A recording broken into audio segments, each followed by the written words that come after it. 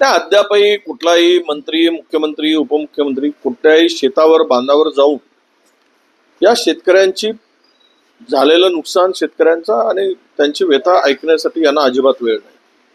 त्यांना केवळ राजकारण करून त्यापेक्षा सत्ता आणि खुर्ची यांना महत्वाची आहे, पण शेतकऱ्यांचं जे काय हाल होत आहेत त्या संदर्भात अद्याप एकही मंत्री, काल मी विखे पाटील पाहिले फक्त, किंवा मुख्यमंत्री, उपमुख्यमंत्री प्रत्यक्ष बांधावर जाऊन झालेले नुकसान पाहावे आणि मग त्यांना हे कळेल की झालेलं नुकसान किती मोठं आहे.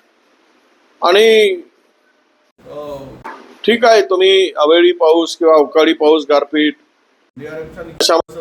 त्याचा मंत्री होतो, पण राज्य सरकार SDRF त्याप्रमाणे स्टेट डिझास्टरचे त्याप्रमाणे त्यांनी मदत करण्याची आवश्यकता आहे.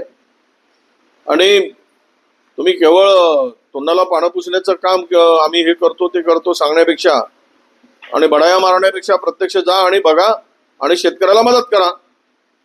नाहीतर तुम्हाला शेतकरी या जिल्हा परिषद, नगर परिषद, पंचायत समितीला तुम्हाला बांधावर गाडल्याशिवाय राहणार नाही.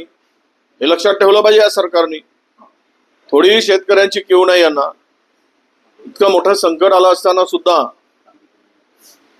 त्यांना मदतीची घोषणा नाही. थातूर मातूर पंचनामे केले जात आहे. धान उत्पादक शेतकरी पूर्णतः कोळप झाला आहे. पूर्ण रब्बी पिकाचं सर्व धान अजूनही खरेदी केंद्र सुरू केले नाही, त्यांना परवानगी नाही.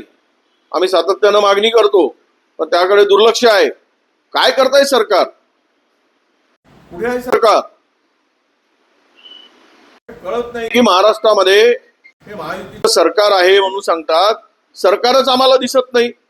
लोकांच्या संकटाच्या वेळेस मुंबई एवढी मोठी तुंबली पहिल्याच पावसात, ज्याचं उद्घाटन झालं होतं मेट्रोचं, तिकडे ती मेट्रो पूर्णतः संपूर्ण निकृष्ट दर्जाचं बांधकाम म्हणून बांधकाम झाल्याचं लक्षात आलं. पूर्ण गळत होती. नवीन पूर्ण मेट्रोची ऐशी तैशी त्या ठिकाणी झालेली सगळ्यांना दिसली.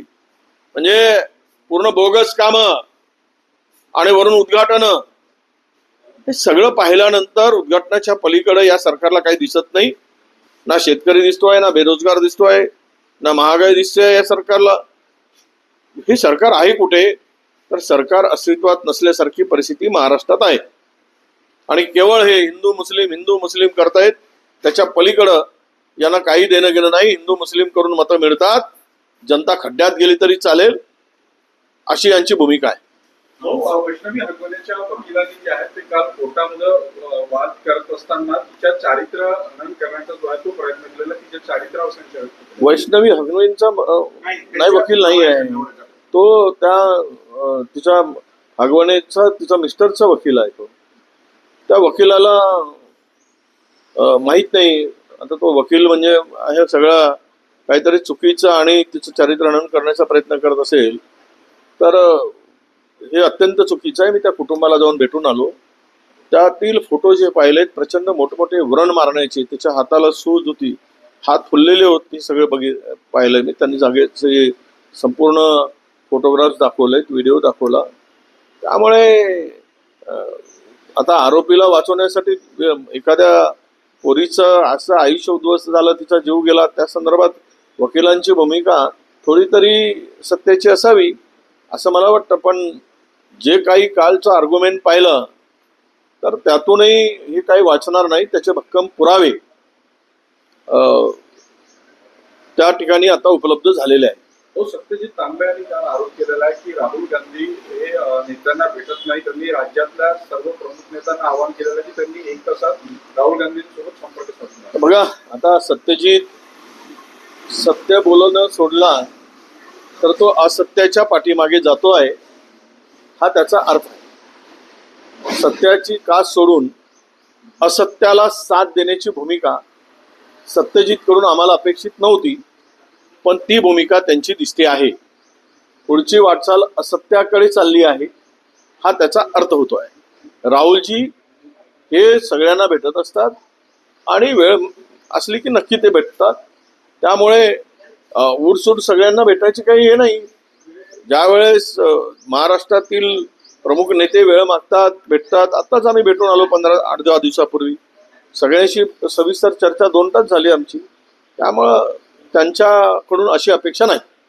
हो, आशिष देशमुख यांनी आरोप केलेला आहे की प्रताप सरनाईक यांच्या जे खातं आहे परिवहन खातं, त्या खात्याच्या माध्यमातून मध्य प्रदेशातून दारू, रेती याची तस्करी याची महाराष्ट्रात केली जाते. असं आहे की तो सत्तेतील आमदार आहे.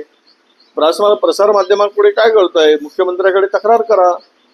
आपलं तोंड कशाला माध्यमापुढे आपण हे करताय? सरकारचं पितळ कशाला उघड काढताय?